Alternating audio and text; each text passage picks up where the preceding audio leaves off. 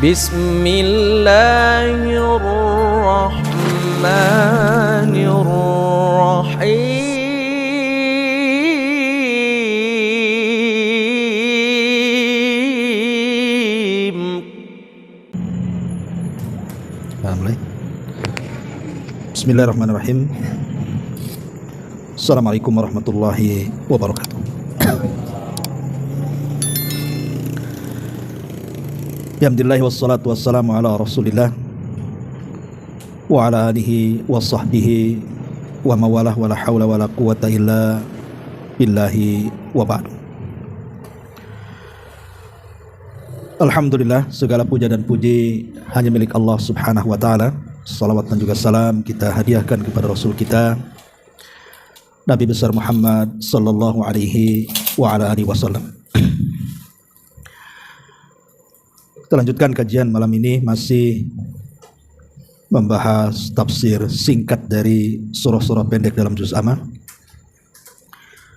Dan kita masuk pada surah Asy-Syarh ataupun Al-Insyirah. Ma'asyiral muslimin yang dimuliakan Allah Subhanahu wa taala. Surah Al-Insyirah ataupun Alam Nashrah Laka Sadrak. Ketika kita memahami surah Al-Insyirah, surah Asy-Syarh ini, kita tidak bisa memahami kecuali kita memahami surat sebelumnya, surah Wad-Duha. Karena dalam tertib Al-Quran, kalau ditinjau dari awal, Al-Fatihah, Al-Baqarah, Al-Imran terus sampai juz amma, maka sebelum surah Asy-Syarh itu surah Ad-Duha. Ad-Duha, Asy-Syarh, kemudian At-Tin, kan gitu. Sama juga ketika kita memahami surah Quraisy, li'ila fi Quraisy. Itu tidak bisa kita pahami kecuali memahami surat sebelumnya Al-Fil. Kalau kita paham surah Fil, maka kita akan mudah memahami surah Quraisy, li'ila fi Quraisy. Lah surah Asy-Syarh juga sama. Kalau kita ingin memahami surah Asy-Syarh itu harus dibahas surah Ad-Duha dulu, baru nanti nyambung tuh suratnya. Makanya Umar bin Abdul Aziz, ijtihad beliau rahimahullahu taala, apabila membaca surah Ad-Duha kemudian membaca surah Asy-Syarh, itu tidak membaca basmalah, langsung dibaca surah Asy-Syarh, karena dia berijtihad bahwa dua surat itu sebenarnya satu surat. Tapi yang sahih menurut jumhur ahli tafsir bahwa surah Ad-Duha sendiri, surah Asy-Syarh sendiri. Ini ijtihadnya siapa? Umar bin Abdul Aziz saja.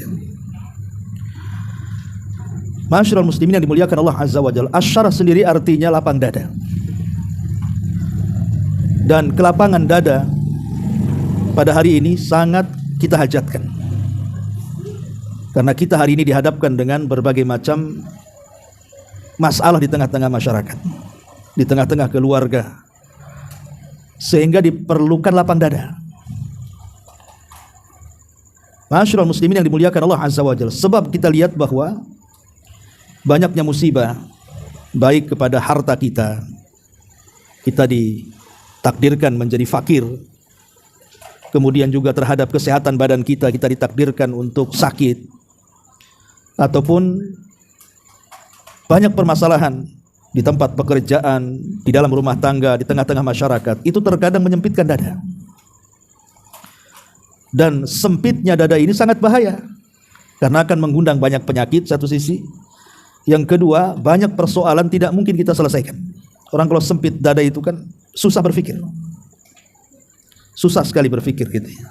Makanya lapang dada itu sangat dihajatkan di tengah-tengah zaman yang semakin banyak fitnah di tengah-tengah kita. Ma'asyiral muslimin yang dimuliakan Allah Azza wa Jalla, kita tahu bahwa dalam surah Ad-Duha Allah Subhanahu wa taala mengkhitab Nabi kita Muhammad sallallahu alaihi wasallam dengan tiga perkara. Alam yajidka yatiman fa'awa, pertama. Yang kedua, wa wajadaka dhallan fahada. Yang ketiga, wa wajadaka ailan fa'aghna. Yang pertama Allah Subhanahu wa taala katakan alam yajidka yatiman fa'awa. bukankah kata Allah, kami mendapati kamu dulu yatim, kemudian kami pelihara engkau. Satu. Kemudian yang kedua, wa wajadaka dhallan fahada. Dulu kami mendapatkan engkau tersesat, kemudian kami berikan hidayah. Kemudian yang ketiga, wa wajadaka ailan fa'aghna. Dulu kami dapati engkau miskin, maka kami berikan kekayaan. Pertanyaan pun muncul. Lalu apa kaitan lapang dada Nabi SAW, alam nashrah laka sadrak, bukankah kami telah lapangkan dadamu wahai Muhammad? Apa kaitan lapang dada Nabi SAW dengan sesat kemudian Allah berikan hidayah, miskin kemudian Allah berikan kekayaan? Baik, kita jabarkan sedikit. Pertama, Nabi SAW terlahir yatim, dan kita tahu bahwa orang yang terlahir yatim itu pasti sesak dadanya, sedih. Bagaimana tidak, orang yang harusnya melindungi dia, memberikan nafkah kepada dia, mengarahkan dia, mendidik dia, meninggal dunia. Apa enggak sedih anak yatim itu? Ditambah-tambah kalau seandainya bapaknya meninggal, disusul pula ibunya, makin sempit lagi dadanya. Tetapi Allah Subhanahu wa ta'ala mentakdirkan bahwa keyatiman Rasul akan berbeda dengan anak-anak yatim yang lain. Karena Allah Subhanahu wa ta'ala lapangkan dada Nabi dengan cara apa? Walaupun ayahandanya tidak merawatnya karena sudah meninggal duluan sebelum beliau lahir, dan ibundanya juga menyusul meninggal di usia Nabi SAW 6 tahun, tapi Allah katakan alam yajidka yatiman fa'awa. Allah tetap lapangkan dada Nabi dengan ada orang-orang yang senantiasa menjaga dia, yang menjadi bapak angkatnya. Siapa? Pertama, kakeknya Abdul Muthalib. Walaupun hanya 2 tahun kemudian pamannya Abu Talib bahkan sampai besar. Jadi Rasul tidak merasa dia anak yatim lagi, karena ada yang merawat ya. Dan Nabi SAW adalah Abul Yatama, dia bapak dari seluruh anak yatim. Makanya kemudian Allah mengatakan fa'ammal yatima fala tanhar. Maka terhadap anak yatim engkau jangan menghardiknya, karena dulu juga engkau yatim ya. Kemudian yang kedua, kaitan kemudian lapang dada Nabi SAW dengan wa wajadaka dhalan fahada. Dulu engkau tersesat, kemudian kami berikan hidayah. Sesat di sini maksudnya Rasul tidak mengetahui syariat bagaimana cara menyembah Allah. Bukan sesat yang kita pahami kafir musyrik, bukan. Maksudnya sesat di sini Rasul tidak tahu bagaimana cara menyembah Allah. Secara fitrah dia tahu adanya Allah, dia mentauhidkan Allah, tapi kan belum ada syariat. Belum ada salat, belum ada puasa, belum ada haji, belum ada Quran, belum ada zikir kan. Jadi Rasul belum paham cara menyembah Allah itu. Masih tersesat, masih bingung. Fahada, kemudian Allah Subhanahu wa ta'ala memberikan hidayah. Lah hidayah inilah yang kemudian melapangkan dada. Siapapun kalau Allah berikan hidayah pasti lapang dadanya. Makanya ketika Allah Subhanahu wa ta'ala mengatakan wa man yurid an yahdiyallahu yashrah sadrahu lil Islam. Wa man yurid an yahdiyallah yashrah sadrahu lil Islam. Siapapun yang Allah kehendaki dapat hidayah, maka dadanya akan dilapangkan untuk mendapatkan Islam. Maka Islam adalah salah satu penyebab lapangnya dada. Orang hanya semata-mata yang tadinya di luar daripada Islam kemudian mengucap la ilaha illallah Muhammadur Rasulullah, maka hakikatnya dadanya sudah lapang itu karena menerima hidayah. Dan sebaliknya, orang yang tetap kufur maka dia sempit dadanya. Orang kufur itu sempit dadanya, dan orang Islam itu lapang dadanya. Artinya lapang dada ini semua orang bisa, bukan hanya Nabi SAW saja ya. Tapi Nabi SAW mendapatkan lapang dada ini kan secara, ada yang secara khusus, ada yang secara umum. Secara khusus umpamanya Nabi SAW sejak kecil memang sudah Allah Subhanahu wa ta'ala lapangkan dadanya dengan cara apa? Dibelah dadanya. Dan pembelahan dada Nabi SAW itu yang disepakati berdasarkan ijma ulama 2 kali, yang diperselisihkan 3 kali. Adapun yang disepakati berdasarkan konsensus para ulama, atau dalam bahasa usul disebut ijma, kesepakatan ulama, di 2 tempat. Pertama ketika Rasul masih usianya 2 tahun 2 bulan. Ketika itu Rasul berada di rumah atau diasuh oleh ibundanya Halimah Sa'diyah di Bani Sa'diyah ibn Hawazin. Disitulah ketika usia 2 tahun 2 bulan tiba-tiba didatangi 2 malaikat kemudian membelah dada Nabi.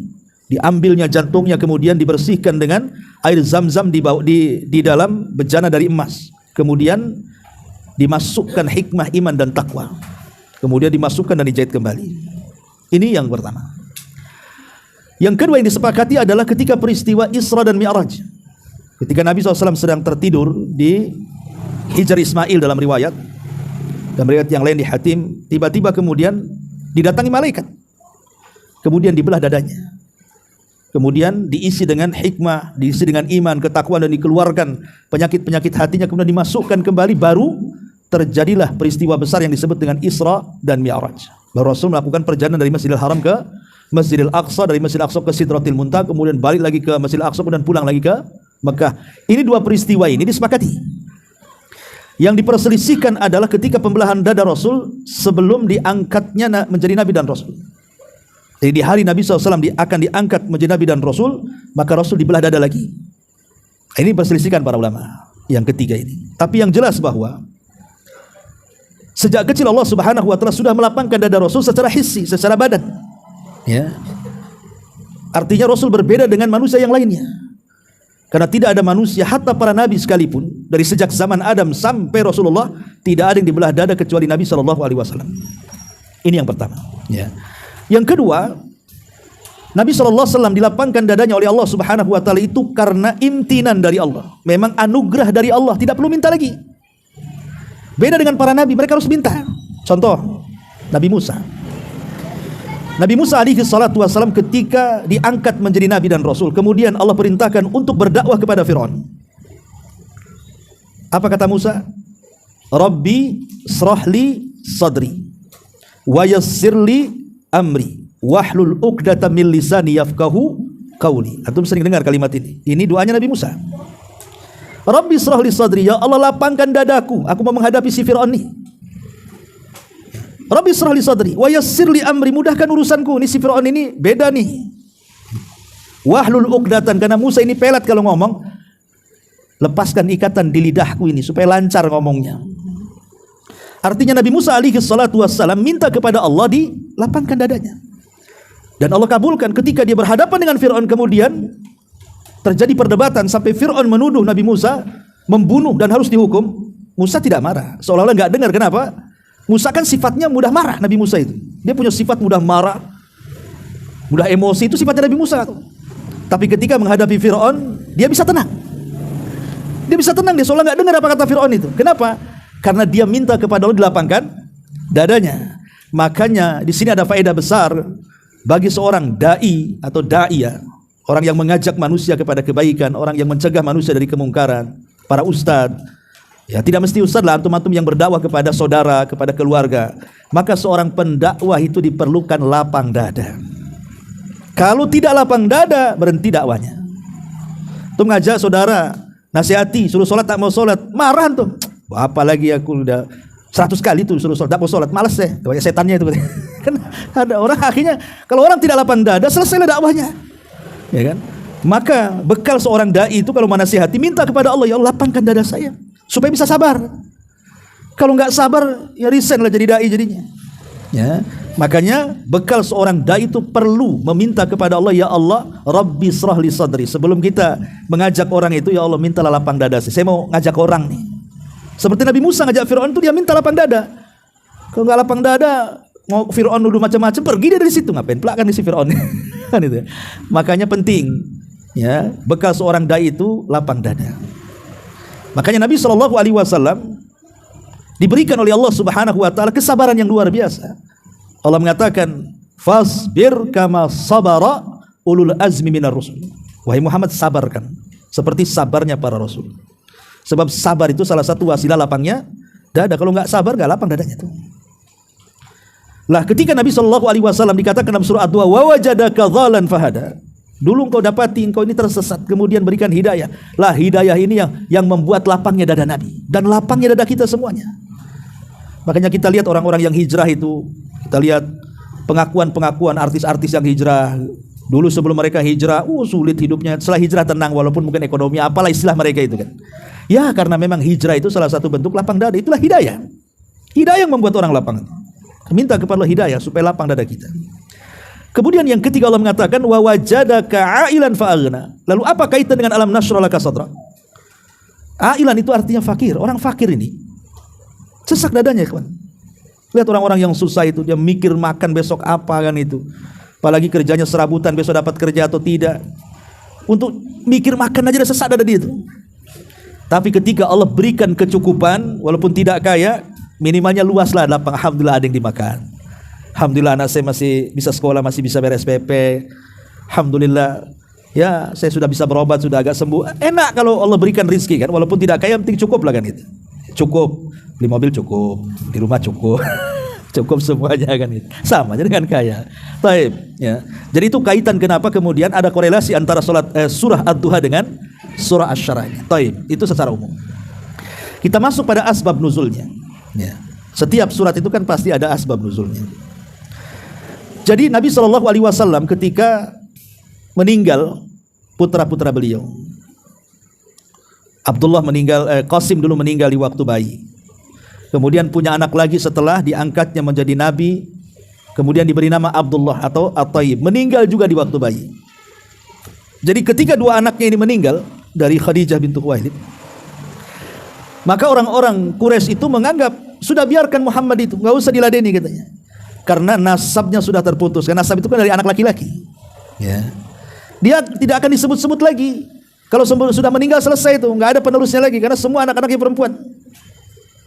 Karena bin seseorang itu pasti kepada laki-laki, bukan kepada perempuan. Akhirnya kan nggak disebut-sebut. Antum punya anak nih, kemudian antum punya cucu-cucunya kan bukan dibintikan kepada anak kita, ya kepada suami dia lah. Hilang nama kita.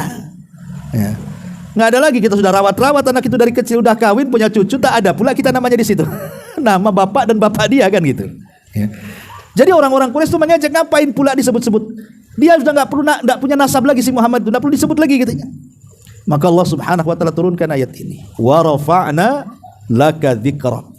Alam nashrah laka sadrak wa rafa'na laka dzikrak. Dan kami akan angkat penyebutanmu. Engkau akan tetap disebut-sebut. Tidak sebagaimana orang-orang musyrik mengatakan akan hilang penyebutannya. Justru kami akan angkat penyebutanmu. Sampai sekarang lihat, nama yang terbanyak disebut nama Nabi Muhammad. Waktu azan ada nama dia, waktu qomat ada nama dia, dalam salat tasyahud ada nama dia, ketika bersalawat ada nama dia. Terkadang anak-anak orang Islam dikasih nama Muhammad atau Ahmad, ada juga nama dia. Ya. Bahkan nama manusia terbanyak adalah Ahmad dan Muhammad. Tidak ada nama terbanyak kecuali dua nama ini. Bahkan ada orang kafir pun namanya Muhammad juga. Ada orang kafir. Tapi lihat orang-orang yang mencela Nabi SAW dan mengatakan, oh itu nasabnya sudah terputus, nggak akan lagi dia disebut-sebut nanti. Mana ada sekarang Abu Jahal disebut dalam adzan? Tidak ada. Ya. Abu Lahab disebut dalam qomat? Tidak ada juga. Orang-orang kafir, musuh-musuh Nabi nggak ada satu pun disebut kecuali dalam rangka celaan. Hatta orang kafir di zaman sekarang tidak mau ngasih nama anaknya orang-orang kafir di zaman Nabi. Hatta orang kafir, lihat orang-orang Nasrani, orang Yahudi, orang Hindu, Buddha dan yang semacamnya. Siapa anakmu Pak? Abu Jahal? Nggak ada.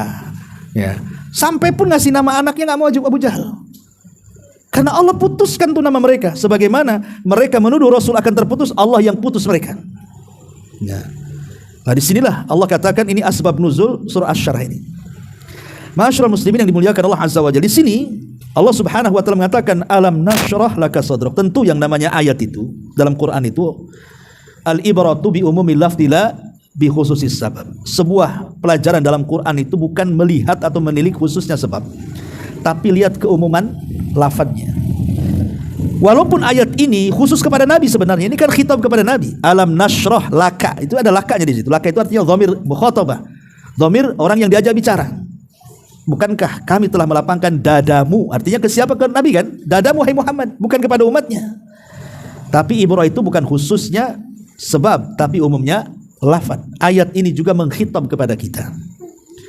Bahwa seolah-olah Allah Subhanahu wa taala mengatakan bahwa umat Nabi SAW juga bisa lapang dadanya seperti lapangnya dada Nabi SAW. Tentu kalau mengikuti ajaran-ajaran Al-Quran dan hadis-hadis Nabi SAW. Seperti apa umpamanya? Contoh tauhid. Kalau orang mentauhidkan Allah Subhanahu wa taala pasti lapang dadanya. Orang yang melakukan kesyirikan itu yang sempit dadanya. Ya. Kemudian yang kedua, berhusnudzon kepada Allah Subhanahu wa taala. Orang kalau banyak berbaik sangka dengan Allah, nggak akan sempit dadanya. Tapi kalau orang suka suudzon, berburuk sangka dengan Allah, pasti sempit dadanya. Contoh pamannya, dia usaha asih gulung tikar aja, mulai dia suudzon kepada Allah, menyalahkan takdir. Kenapa asih aku saja yang miskin? Mulai dia sempit dadanya kan. Ya. Diserang penyakit, nggak kunjung-kunjung sembuh. Allah disalahkan, ya Allah kenapa sih aku saja terserang penyakit? Kenapa orang itu sehat-sehat saja katanya? Apa sudah takdirmu? Takdir disalahkan. Sempit dia dadanya. Karena dia buruk sangka dengan Allah kan. Tapi kalau orang berbaik sangka dengan Allah, Allah mungkin Allah sedang menguji saya dengan kefakiran. Boleh jadi kalau Allah kasih kaya, saya nggak hadir lagi lah di majelis taklim di sini itu. Mungkin sudah sibuk tuh dorong-dorong gerobak sana sini, umpamanya kan itu. Atau kalau Allah sembuhkan, mungkin boleh jadi saya lebih kufur lagi, saya maksiat lagi. Mungkin Allah sengaja nih buat saya sakit supaya dosa kita luntur, kita juga diangkat derajatnya, dan mungkin di balik ini ada kebaikannya. Lapang dadanya kalau berhusnudzon kepada Allah tuh. Orang kalau suudzon sempit dada, kalau orang berhusnudzon pasti lapang dada. Ini yang kedua. Yang ketiga, kasratud doa, banyak doa. Minta kepada Allah supaya dilapangkan dada. Seperti doanya Nabi Musa, Rabbi shrah li sadri. Ya, karena doa ini bagian daripada zikir, dan zikir itu pasti akan menenangkan hati manusia dan melapangkannya. Kemudian jauhi maksiat. Yang keempat, orang yang stres, yang sempit dada itu karena banyak maksiat ya kawan. Maksiat itu pengaruhnya besar kepada dada. Orang kalau banyak maksiat itu sempit dadanya, hidupnya nggak akan tenang. Coba saja ahli-ahli maksiat itu nggak tenang, mereka tenang ketika maksiat itu saja. Para pezina, para peminum khamar, para pejudi dan begitu seterusnya, itu tenang saat maksiat. Habis maksiat stres itu. Apalagi para penjudi itu, judi-judi slot apa kan itu ya. Coba bayangkan, waktu apalagi kalau sudah uangnya jadi koin, udah nggak peduli itu, nggak sayang lagi sama uang tuh. Kalau sudah jadi koin uangnya itu kan, entah berapa juta main terus. Habis judi stres dia, uangnya habis. Stres, sempit dadanya. Karena maksiat itu menyempitkan dada. Taat itulah yang melapangkan dada. Maka jauhi maksiat, ini yang keempat. Yang kelima, adaul faraid wal mudawamatu 'alaiha. Jangan tinggalkan kewajiban. Lihat orang-orang yang meninggalkan sholat itu, nampak aja antum mereka senang diberikan kekayaan. Tidak, hidup mereka belangsak tuh. Walaupun mereka nampak kaya. Sampai seorang saya bercerita, ada pengusaha di Timur Tengah itu, kaya raya, anak buahnya banyak. Ya. Tapi hidupnya tidak tenang, istrinya cantik. Ya, dia pun tampan, kaya raya, perusahaannya ribuan karyawannya. Kurang apa lagi coba? Tapi hidupnya nggak pernah tenang, susah mau tertawa lebar seperti orang miskin tertawa sampai kedengaran sekilo tuh. Ya. Sampai adalah satu anak buahnya dari perusahaan itu, paling kecil gajinya karena dia jadi tukang sapu. Tapi setiap melihat dia senyum, setiap melihat dia tertawa. Padahal paling kecil gajinya kok senyum, ketawa, ketiwi, kayaknya nggak ada beban. Dia yang punya perusahaan kayak stres sekali gitu ya. Kok aneh, harusnya yang kaya yang banyak senyum, yang banyak tertawa. Senyum saja susah. Jadi satu ketika dipanggil lah tuh pelayannya itu. Ya, cemburu dia. Kemudian ditanya, berapa gajimu? Sekian bos katanya. Kok aneh kamu ini ya? Kok gajimu paling kecil di sini? Kenapa kok paling banyak pula senyumnya, paling banyak pula ketawanya? Kayaknya nggak ada beban hidupmu. Apa rahasiamu? Ya, kata dia nggak ada apa-apa sih, biasa-biasa saja katanya. Cuman aku tidak pernah meninggalkan sholat. Itu saja kuncinya. Aku tidak pernah meninggalkan sholat. Kata si bos, oh mungkin itu, karena aku tidak pernah sholat selama ini katanya. Akhirnya dia sholat. Setelah beberapa hari dia dawamkan sholat, baru dia dapat ketenangan, baru dia bisa senyum, bisa tertawa. Subhanallah. Akhirnya dinaikkan gajinya tuh. Ngasih kuncinya. Jadi orang yang dekat dengan Allah itu lapang dada, makanya orang bisa senyum. Ya, maka jangan tinggalkan kewajiban. Ini yang kelima. Yang keenam, yang ketujuh, mujalasatus salihin. Duduk bersama orang-orang saleh, orang-orang baik. Ya. Sebab kalau duduk dengan orang-orang jahat itu pasti sempit dada kita ini. Karena orang-orang soleh kan tahu aturan lah kan itu. Ada orang itu yang kita berkawan dengan orang yang qanaah contohnya. Ya. Kita berkawan gak deg-degan sama dia. Kenapa? Orang ini gak pernah pinjam duit. Coba berkawan sama yang gak qanaah, takut, jangan dekat dia. Itu bentar-bentar pinjam duit, bentar-bentar malas saya. Sempit dadanya saya kalau samping dia tuh, ya kan. Artinya kalau orang-orang soleh kan tahu hak dia. Gak mungkin dia juga ganggu orang kan. Ya, ini contohnya, orang-orang soleh itu pasti akan membawa ketenangan karena akan dilingkupi para malaikat. Kemudian yang keenam, yang kedelapan, qiraatul Quran. Jelas Quran itu melapangkan dada. Orang yang tidak pernah baca Quran pasti sempit dadanya. Karena Rumah saja kalau tidak dibacakan Quran itu seperti rumah roboh. Maka hati juga sama, kalau tidak dituangkan Quran ke dalam hati, sempit itu dadanya. Maka kalau ingin tenang, ingin luas, jangan tinggalkan Quran. Termasuk juga yang ke-9, al-ihsan ilal khalqi, banyak berbuat baik kepada manusia. Orang kalau suka bantu manusia, bantu kawannya, mungkin awalnya berat bantu, ya. Tapi kalau kemudian dibiasakan itu akan jadi kenikmatan tuh. Ketika antum memberi makan anak-anak yatim, kemudian antum tengok lahap kali makanan kita habis, tuh senangnya kita. Ya memang begitu, Allah Subhanahu wa taala jadikan lapang dada ketika kita mau membantu saudara kita. Termasuk yang ke-10, ikhraj daghalil qalbi wal hirsu ala salamati. Berusaha keluarkan penyakit-penyakit hati. Semua orang itu tidak mungkin bersih dari penyakit hati, mesti ada dendam, benci atau apa kan. Tapi kita usahakan jangan diturutilah penyakit-penyakit itu. Memang kita nggak suka sakit hati dengan dia, jangan dituruti sakit hatinya, akhirnya jadi dendam, balas dendam. Ya sudah, disabar-sabari gitu. Lama-lama terbiasa, lama-lama jadi sabar tuh. Memang berat ya, tapi memang begitu. Membersihkan hati itu perlu upaya. Ya, kalau hati kita seperti kotornya sepeda motor, bawa aja ke karwas, ya, bentar tuh bersihnya. Tapi kan nggak ada karwasnya hati ini. Kalau hati seperti umpamanya keramik, banyak debu, disapu, dipel, selesai. Ya. Kalau hati seperti piring kotor, bawa ke dapur, kasih sunlight. Nah, bisa ngaca kita di piring tuh. Hati itu nggak semudah membersihkan kotoran. Kalau antum minum sunlight supaya bersih seperti kaca, bentar aja antum ke awal bros tuh kan. Artinya bahwa memang berat membersihkan hati, tapi memang itulah kalau ingin lapang dada ya memang begitu caranya kan itu. Keluarkan isi hati-hati itu. Termasuk juga yang ke-11, cobalah untuk qanaah. Qanaah ini redha dengan pemberian Allah. Sedikit alhamdulillah, banyak alhamdulillah, besar lagi itu ngomong. Ya.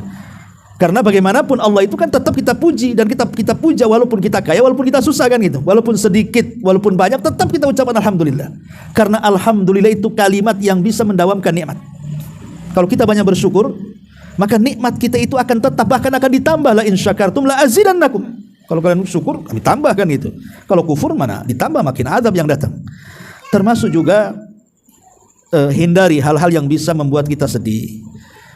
Pemanya kita ini baru saja kemalangan, ya, kemalangan. Namanya orang kemalangan, pemanya entah istrinya meninggal, suaminya meninggal, anaknya tabrakan kemudian meninggal, begitu. Dan biasanya kan susah dilupakan tuh, sedih, ya kan. Maka hindari tempat-tempat kesedihan itu. Jangan ketemu orang dulu.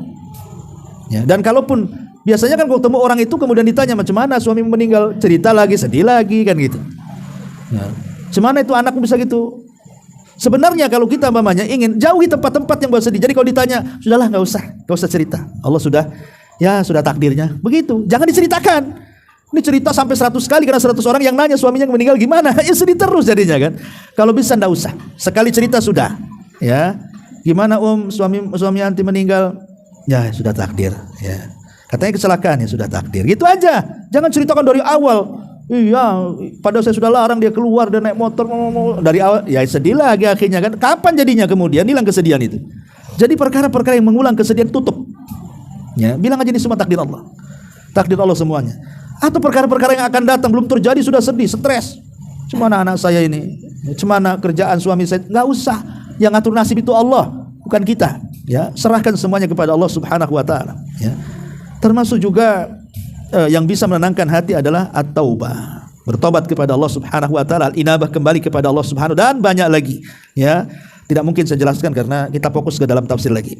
Jadi Allah Subhanahu wa taala mengatakan, alam nashrah laka sadra. Bukankah kami telah melapangkan dada wahai Muhammad? Kenapa Nabi SAW begitu lapang dadanya? Apa penyebabnya? Ini kan kita harus tahu supaya kita bisa mengikuti cara-cara Nabi melapangkan dada itu. Cemana kok Rasul bisa sabar, bisa lapang dada? Sehingga Nabi SAW senantiasa berhasil dalam dakwahnya. Ada apa? Apa yang dilakukan Nabi? Pertama, ya, Nabi SAW itu mengajarkan kepada kita untuk bersabar dari setiap siapapun yang menyelisih dia. Nabi kan dihadapkan kepada orang-orang kafir Quraisy, Nabi dihadapkan kepada orang-orang Yahudi Madinah, Nabi dihadapkan kepada orang-orang munafik dari dalam. Musuh Nabi banyak, luar dalam. Ya, tapi Nabi SAW berusaha untuk bersabar. Ingat ketika Nabi SAW pergi ke Taif. Setelah Nabi SAW berdakwah di Mekah, pamannya meninggal, Khadijah meninggal. Kemudian Rasulullah SAW makin ditekan karena tidak ada backingan bahasa kitanya kan. Karena mereka tidak bisa mengganggu dakwah Rasul selama Abu Thalib masih hidup, selama Khadijah masih hidup. Tapi ketika dua yang mulia ini meninggal, baru mereka berani. Bahkan mengancam 18 kabilah ini akan membunuh Nabi kalau Nabi tetap berdakwah. Terpaksalah Nabi berpikir kayaknya nggak bisa lagi nih berdakwah di Mekah. Harus hijrah. Akhirnya Nabi SAW terpikir mau ke Taif. Ya, lumayan juga ke Taif itu, dari Mekah itu mau 6 jam juga. Ya, jauh ke Taif itu. Ya. Jadi sampainya di Taif, bukannya orang Taif menerima dakwah Nabi, malah justru melempari dengan batu. Coba, musibah di atas musibah. Di Mekah tidak boleh berdakwah, diancam dibunuh, sampai di Taif lah dilempari batu. Sementara ketika Rasul keluar dari Mekah, dia tidak bisa masuk lagi. Kalau masuk dibunuh, kecuali ada yang melindungi dia. Karena kan tradisi di zaman itu harus ada yang melindungi, minimalnya tokoh lah, tokoh musyrik, ya, bahwa aku sudah melindungi dia, jangan ganggu dia. Tapi kalau tidak ada yang melindungi, maka Rasul tidak bisa masuk ke Mekah. Kalau enggak dibunuh dia. Terpaksalah Rasul akhirnya setelah lari dari Taif, kemudian harus menunggu di kebun kurmanya milik Syaibah, mencari-cari orang yang bisa melindungi di dalam Mekah. Ya akhirnya dapat juga pelindung gitu ya. Tapi selama Nabi SAW ditekan dari dua arah, dari Mekah ditekan, dari Taif ditekan, tidak pernah Nabi SAW mengeluh kepada Allah, ya Allah, apakah ini balasan Nabimu? Apakah ini balasan Rasulmu? Apa seperti ini dakwah? Kalau gitu saya resign aja lah dakwah. Enggak juga, ya. Bahkan Nabi SAW tidak pernah mencela Allah. Bahkan Rasul mengatakan, illam takun alayya sakhatun fala ubali. Kalau memang ujian ini bukan bentuk marahmu ya Rabb kepadaku, enggak peduli aku, katanya. Asal ini jangan bentuk azabmu kepadaku saja. Ya, enggak ada masalah. Mau uji apapun, jangan ini bentuk azab dan kemarahan. Saya enggak peduli. Coba bayangkan, kalau peristiwa itu kita ini di posisi Nabi SAW. Makanya Allah mengatakan apa? Wa minan nas man yaqulu amanna billahi fa idza udhiya fillah ja'ala fitnatan nasi ka'adzabillah, kata Allah. Apa kata Allah? Ada sebagian manusia itu yang mengatakan aku beriman kepada Allah, tapi ketika dia diuji, ketika dia disakiti, dia menjadikan fitnah manusia kepada dia seolah-olah itu azab dari Allah kepadanya. Itu kebanyakan manusia begitu. Ketika dia difitnah orang, dibully orang, digibah orang, disakiti orang, apa katanya? Ini Allah ini sengaja tidak sayang dengan saya ini. Masa saya difitnah terus, saya digibah terus, seolah-olah Allah sedang kasih azab gitu ya. Padahal Allah bukan sedang kasih azab, Allah sedang kasih ujian sebenarnya. Bisa nggak dia menghadapi? Sabar tidak dia menghadapi, kan begitu? Lah, ini yang penting. Jadi Rasul itu mengajarkan kenapa dada Rasul itu lapang, karena dia sabar orangnya. Kalau ingin lapang, sabar gitu maksudnya. Ya, ini yang pertama. Yang kedua, Nabi itu yakin dengan janji Allah yang akan datang. Sangat yakin Nabi itu. Ya, Nabi itu sangat yakin dengan janji-janji Allah yang akan datang kelak di akhirat. Artinya dengan kenikmatan sorga, dengan bidadarinya, dengan macam-macamnya. Yakin Nabi SAW. Karena sesungguhnya kehidupan yang sesungguhnya itu bukan di dunia. Makanya Umar bin Khattab ketika mengatakan kepada Rasul kan waktu itu ada isu menceraikan istri-istrinya gara-gara istri-istrinya minta tambahan belanja. Coba, istri Nabi aja minta tambahan belanja, apalagi istri antum. Ya, artinya bahwa memang sifat wanita itu kadang-kadang kurang lebih ya. Ya. Istri Nabi saja minta tambahan belanja, coba sampai demo. Ya. Istri antum kalau bisa tiap bulan tuh naik gajinya. Ya. Kalau enggak dapat jatah tuh. Jadi akhirnya apa? Nabi SAW marah karena dia sudah sebisa dia memberikan nafkah. Itulah sebisa dia kan gitu. Dia bukan mentelantarkan istri, dia udah berusaha. Itulah yang bisa diberikan Nabi. Artinya Rasul mengajarkan qanaah sama istrinya, terimalah itu takdir Allah seperti ini. Tapi istrinya gak sabar, ya manusiawi. Akhirnya Nabi bersumpah untuk tidak menggauli mereka 1 bulan. Dan kemudian tidur berpisah dari istri-istrinya. Ada yang mengatakan ada sebuah rumah di samping kandang kuda, dia Rasul tidur di situ. Tidurnya ya namanya bukan rumahnya itu, samping kandang kuda untuk perawat kuda, tukang kuda gitu. Ya, banyak debu, banyak apa di situ kan. Jadi Umar bin Khattab radhiyallahu anhu datang kepada Rasul karena dia dengar bahwa jangan-jangan anak dia Hafsah dicerai. Marah dia sama Hafsah, ada apa kau dengan suamimu? Gitu loh. Abu Bakar juga marah sama Aisyah kan gitu. Karena membela Nabi. Jadi Umar itu cobalah datang kepada Nabi. Rupanya kondisi Nabi itu tidur di pelepah kurma. Namanya tidur di pelepah kurma ya kalau bangun ya bergaris-garis lah tuh punggung tuh. Kayak antum lah mamanya. Ya, tidur di tikar yang kasar kan? Pasti nanti ada bekas-bekasnya tuh. Jangan punggung antum pula jadi tikar jadinya kan? Gambar tikar ada di situ, kayak di sablon. Ya. Jadi Umar bin Khattab ini melihat, kasihanlah dia mengatakan Rasulullah, aku loh sudah melihat bagaimana kayanya kerajaan Persia dan juga rajanya Kisra. Kemudian kerajaan Romawi dan kerajanya Kaisar. Ya. Bagaimana raja-raja itu dihormati, dimuliakan dengan singgasananya, dengan dayangnya, dengan makannya. Kok kamu seperti ini? Harusnya kau yang lebih daripada itu, katanya. Maka Nabi SAW mengatakan, ya Umar, biarkan mereka seperti itu, karena itu adalah yang mereka kehendaki di dunia. Kehidupan kita bukan di dunia, kata Nabi. Kehidupan kita di surga, di akhirat kelak, katanya. Nabi mengingatkan soal janji Allah yang akan datang. Makanya kalau kita ini yakin dengan janji Allah yang akan datang, lapang dada kita selapang dada Nabi. Kita ini nggak lapang itu karena nggak yakin ada akhirat, itu masalahnya, ya kan? Tapi kalau kita yakin dengan adanya akhirat, miskin ini sampai kapan? Kan ada batasnya juga. Emang antum mau miskin 300 tahun? Kan enggak. Habis 60 tahun, 70 tahun meninggal, paling tinggi mati nanti juga itu. Miskin itu kan ada batasnya dengan kematian. Ya. Ada juga yang sebelum mati diberikan kekayaan. Anggap saja sampai mati dia nggak kaya-kaya. Ya. Tapi kan ada batasnya, dengan berakhirnya umur berakhir juga kemiskinan kan. Ketika dia ditakdirkan menjadi penduduk surga, masuk kuburan saja dapat nikmat kubur. Kemudian ketika di padang mahsyar, dia nggak dipersulit, dipermudah, masuk surga lagi yang kenikmatan tidak pernah dilihat mata, didengar telinga, bahkan terlintas pun tidak. Orang kalau yakin ada kehidupan setelah kematian, lapang dadanya. Ini yang kedua, yang dilakukan Nabi. Yang dilakukan Nabi juga adalah Nabi SAW berusaha melaksanakan ketaatan dalam kondisi apapun. Dia mempertahankan ibadah walaupun sedang diuji. Itu yang membuat lapang dadang Nabi. Kenapa? Karena diupayakan dia terus bersama Allah dalam kondisi apapun. Tapi kita kan tidak. Kita ini kadang-kadang rajin itu kalau dapat nikmat saja. Ketika nikmatnya dicabut sudah lemes kita. Ya, mau ke masjid malas, sempit dadanya. Ada waktunya malas, ada waktunya semangat kalau kita. Nabi tidak berusaha untuk istiqomah ibadah. Walaupun sedang diuji tetap ibadah, walaupun sedang diberikan nikmat tetap ibadah, karena Allah berfirman dalam hadis qudsi itu. Nabi SAW mengatakan, ta'arraf ilallah firraha ya'rifka fisyiddah. Kenali Allah di waktu senang, nanti Allah kenal kau di waktu susah. Kita ini kadang-kadang di waktu senang saja kita ingat Allah, di waktu susah tak ingat. Nah, ini masalahnya. Makanya Allah lupa kepada kita di waktu susah, karena ketika kita senang tidak pernah ingat Allah.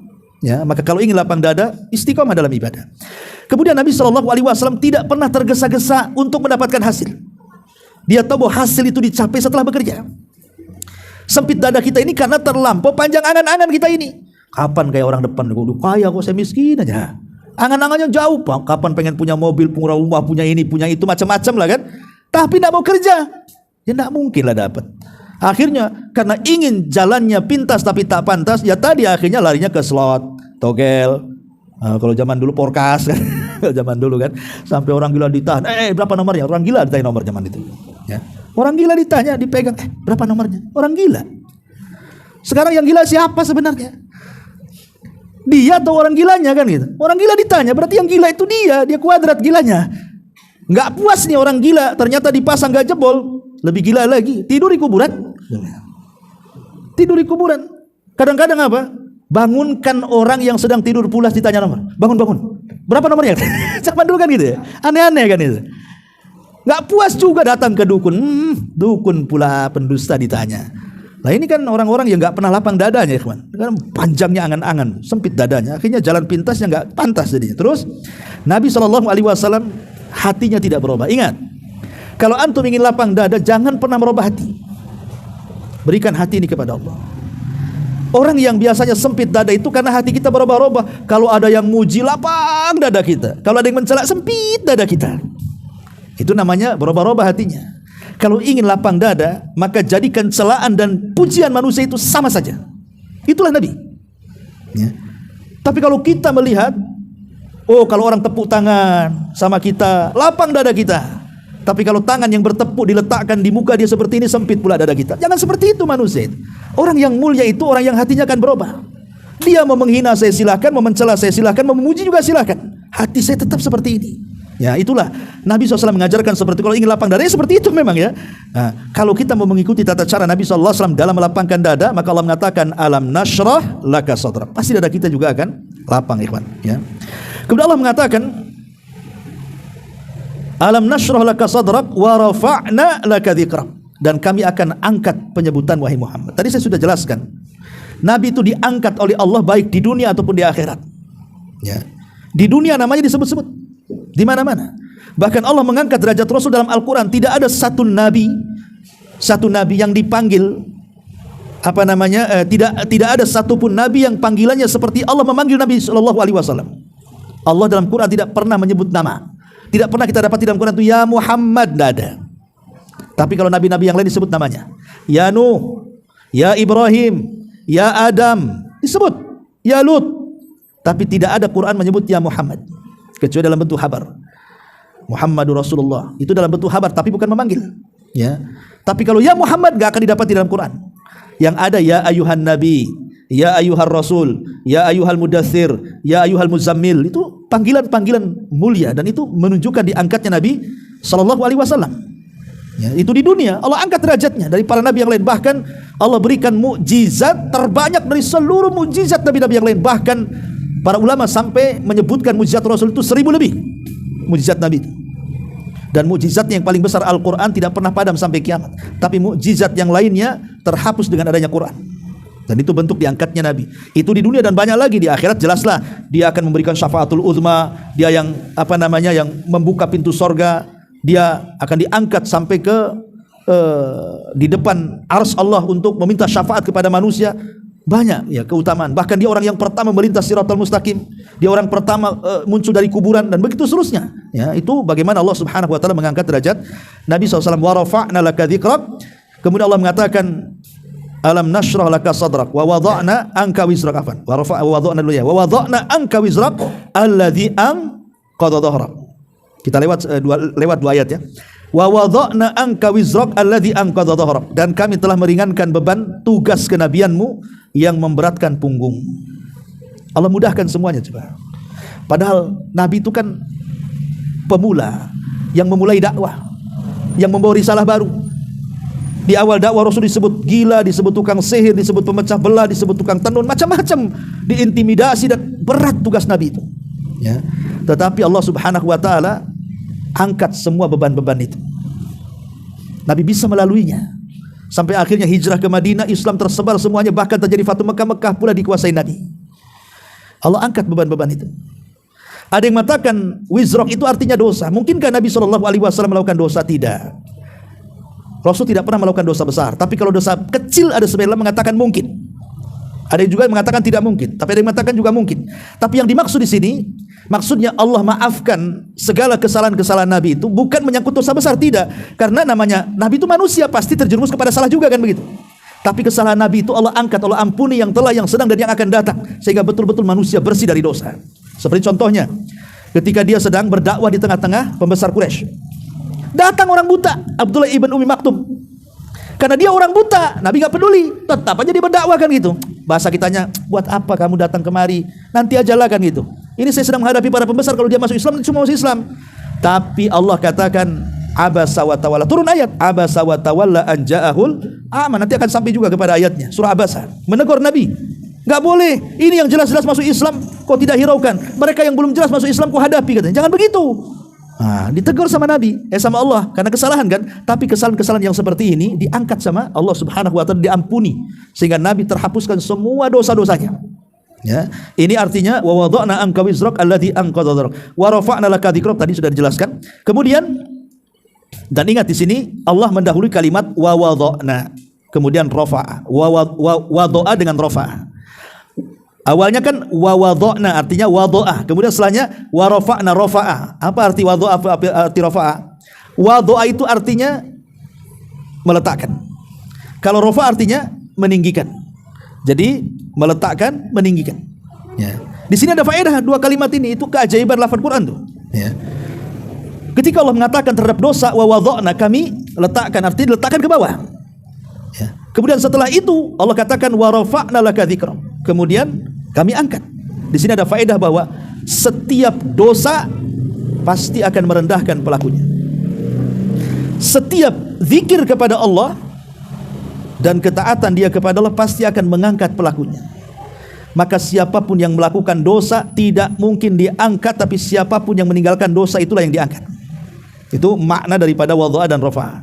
Taib, kemudian Allah Subhanahu wa taala mengatakan wa wadha'na anka wizrak fa inna ma'al usri yusra, inna ma'al usri yusra. Maka sesungguhnya beserta kesulitan ada kemudahan, dan beserta kesulitan. Ketika Allah Subhanahu wa taala menyebut kalimat kesulitan menggunakan alif lam, fa innamal usri, ada alif lamnya. Kemudian al usri yang kedua menggunakan alif lam juga, Tapi ketika menyebut kalimat kemudahan, yusron, dihilangkan alif lamnya, dimunculkan tanwinnya. Begitu juga kalimat yang kedua, yusron, dihilangkan alif lamnya, dimunculkan tanwinnya. Apa artinya? Dalam ilmu bahasa, alif lam itu menunjukkan ma'rifat, dan tanwin itu menunjukkan nakirah, dan nakirah itu memiliki makna umum, sementara ma'rifat itu memiliki makna khusus. Seolah-olah Allah ingin katakan al-usri yang pertama itulah usri yang kedua, tapi yusron yang pertama bukan yusron yang kedua. Artinya apa? Kesulitan itu bisa saja cuma satu, tapi kemudahan bisa datang 2, 3, 4, 5, 6 dan begitu seterusnya. Artinya setiap Allah berikan kesulitan satu kepada kita, pasti akan datang banyak kemudahan. Bukan satu kemudahan, tapi banyak kemudahan. Antum harus yakin.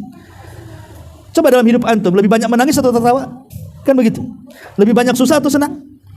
Lebih banyak sakit atau sehat? Dan begitu seterusnya. Ya. Karena kemudahan ini adalah lebih banyak lagi. Makanya yakin, jangan sedih kalau kita ditimpa kesulitan, pasti akan datang kemudahan itu. Betapa banyak dalam hidup kita ini telah berlalu kesulitan. Bahkan ada kesulitan yang saya yakin saya, antum atau siapapun pernah mengalaminya, seolah-olah dunia kiamat tidak akan keluar dari kesulitan itu.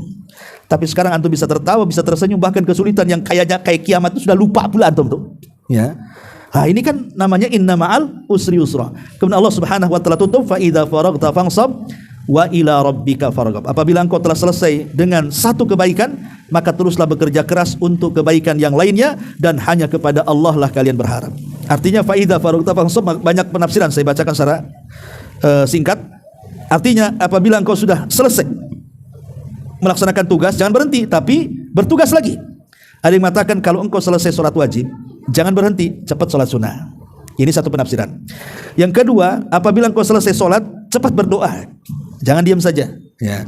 Ada juga yang ketiga, apabila engkau selesai urusan dunia, cepat beralih kepada urusan akhirat. Ya. Apabila engkau selesai urusan akhirat, cepat beralih ke urusan dunia. Jangan sampai nganggur hidup kita. Makanya para sahabat tidak suka orang itu malas-malas baik dalam urusan dunia ataupun akhirat. Apa kata Umar radhiyallahu anhu? Dia mengatakan, aku sangat benci kepada orang yang malas dalam urusan dunia apalagi akhirat. Bahkan Ibnu Mas'ud mengatakan, aku sangat membenci kalau melihat orang itu banyak menganggurnya, tidak mau bekerja dalam urusan dunia ataupun dalam urusan akhirat. Jadi malas itu dibenci oleh para sahabat, walaupun urusan dunia. Ya. Kalau bisa itu kita bekerja, jangan sampai malas gitu ya, karena bagaimanapun kemalasan itu akan mengakibatkan dari malas urusan dunia jadi malas urusan akhirat juga. Jadi kalau pemalas ini pemalas itu kan lihatnya pun kadang-kadang kita sebel kan itu. Pemalas gimana pemalas orang ini? Si minta-minta kerjalah kan itu. Kan banyak orang-orang yang di lampu merah yang nggak mau kerja, yang kadang-kadang pengen minta uang, bawa kresek kemana-mana kan. Dan mereka bisa kerja kan. Kadang-kadang kita sebel aja kan. Badan sterek, lebih sterek dia daripada kita kadang-kadang ya. Lebih kuat dia, tapi kerjanya hanya minta-minta. Naudzubillah. Ya hanya modal chat aja. Modal chat aja. Sekarang silver tak tahu, besok mungkin merah. Jadi pelangi mungkin besok. Kalau laku silvernya mungkin jadi merah. Nauzubillah. Intinya ikhwatu fillah, inilah diantara penafsiran, bukan singkat lagi, udah panjang lebar. Udah lebih daripada jam 9, mudah-mudahan manfaatnya. Ini mungkin terlama saya ngaji di sini. Enggak ada tanya jawab. Subhanakallahumma bihamdika, asyhadu an la ilaha illa anta, astaghfiruka wa atubu ilaik. Allahu taala alam. Assalamualaikum warahmatullahi wabarakatuh.